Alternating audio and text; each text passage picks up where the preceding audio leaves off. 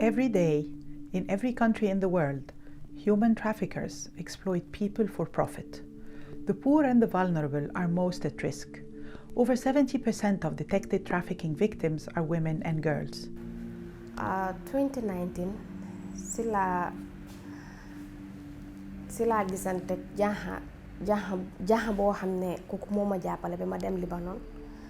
Bu ma dem amu won ben problème Gambia fii nii laa demee waaye bu ma demee ba land Beirut first thing nun njëkkaa def ma nekk den yóbbu woon ci benn store bi nga xamante ne store bu ndaw la nekka ne fa like 2 hours nit yi ngi ëppanoon a bëri foofu noonu. soo àggee lu ñu dee njëkk a def mooy dañ dee jël sa passeport bi sa loxo ñu yóbbu la gaay seen kër sa ku la jënda dik ñoom dañ dee jaay te loolu yëpp duñ la ko dee wax. mu jox ma bagage yi nga xamante ne loolu leen war a bale fompa ak yooyu noonu lii afta ma ne ko man lii indiwu ma fi mu ne ma man waxuma ak sa xarit bi loolu noonu lii leen waxaa lii laa waxaa moom pour nga liggéey kër pour nga liggéey mbindaan lii ma ne ko man loolu indiwu ma fi léegi mu ne ma ne danga koy def nag léegi mu neex la mu naxañal danga koy def parce que yow dee la jaay ba pare parce que kooku noonu fay naa ko lu ma ko war a fay ba pare. danga dee liggéey ba moon bi jeex duñ la dee fay ba pare gars dañu dee harass dañu dee use for their sexual dañu dee abuse ba lu leen neex la ñu dee def sometimes dañu dee threaten sax ne soo deful lii dinañ la rey te daf dee difficult si ñun torop. dem na ba nga xamante ne on jëkkëram sax daf dee bugg a tëdd ak yow soo moom soo buggee wax daf la dee wax ne soo waxee de damay wax sa madame bi te su ma waxee sa madame bi daf lay rey si la ma wan fi nga xamante ne foofu la reyoon benn Ethiopian bagage yi bal fetal dafa amoon benn store foofu la ma yóbbu mu ne ma gis nga di de lay rey fi ba pare ñu saani la kenn du ko xam kii reyoon neen ko fii nii dama bëggoon tëddaa ak moom mu bañ.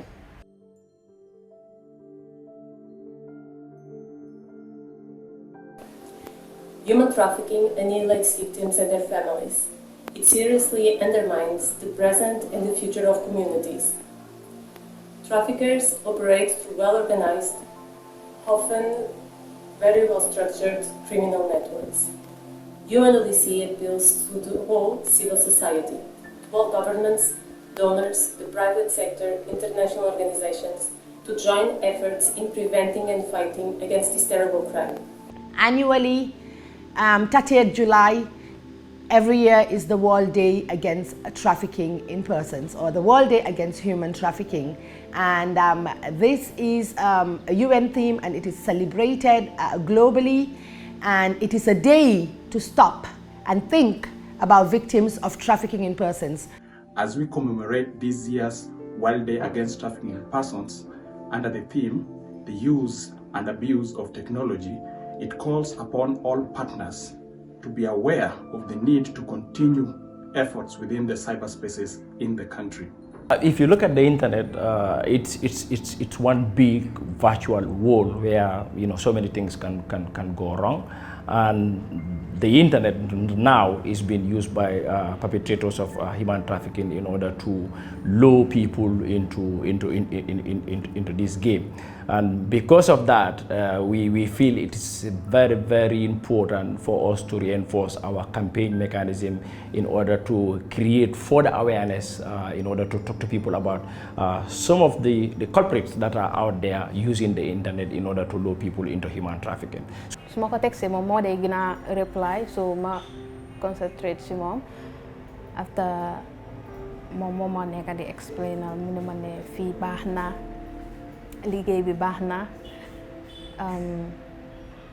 soo fi ñëwee da nga am xaalis every month da ngay am like 25,000 tamit doo soona awa si bëriwut so man ma toog ma imagine damay toog fii nii 1 month doo am even $50 yi so nga war a dem foofu noonu nga am like 25,000 per month so after sina bu ma waxee loolu si laa ko wax ne man interest naa pour ma ñëw léegi after mu ne ma ne waa baax na.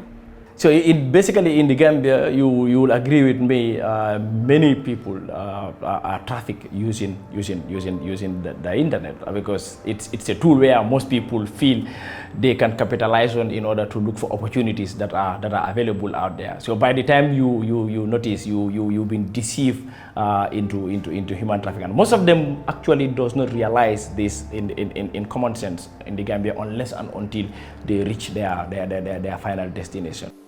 Indeed, technology enhances considerably the capabilities of criminals. For example, it allows them to anonymously identify, recruit and control victims, to share information, to hide the proceeds of crimes, and consequently to more easily evade justice.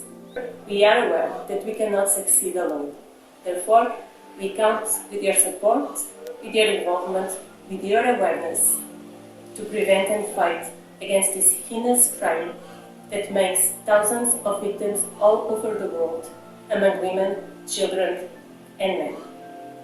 Since 2019, IOM has been working in close coordination with the National Agency Against Trafficking in Persons to combat trafficking in persons in the country.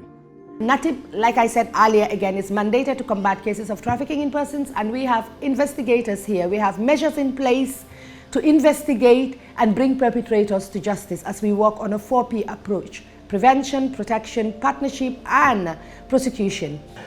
For us as an organization with our partners out there, we using the internet and also using campaign mechanisms, moving from community to community to sensitize people about some of these predators that are available online in order to lure people into human trafficking.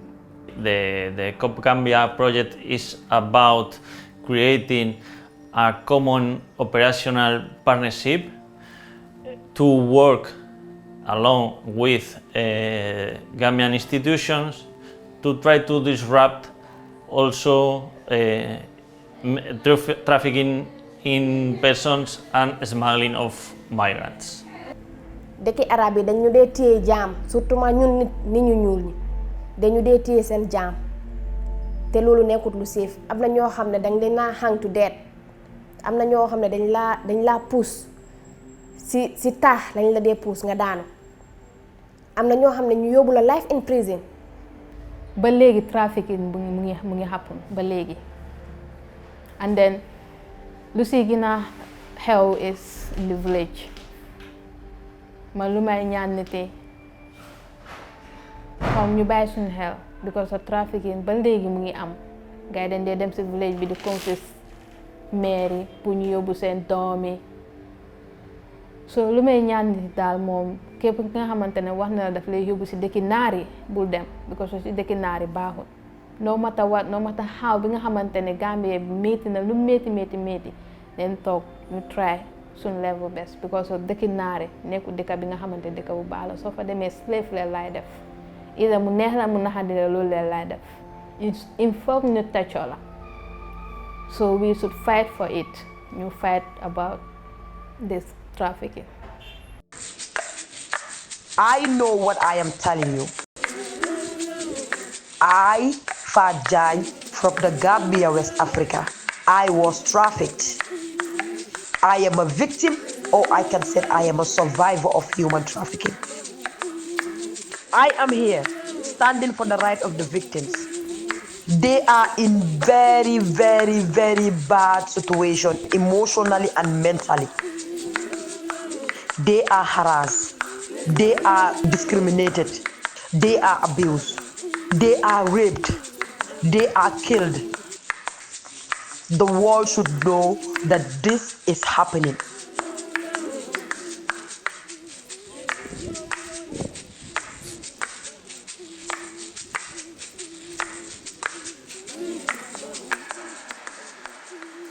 I am here today trying to help whoever is a victim or a survivor of human trafficking. The innocent people who are out there and don't have a voice to talk. I am here to stand for them.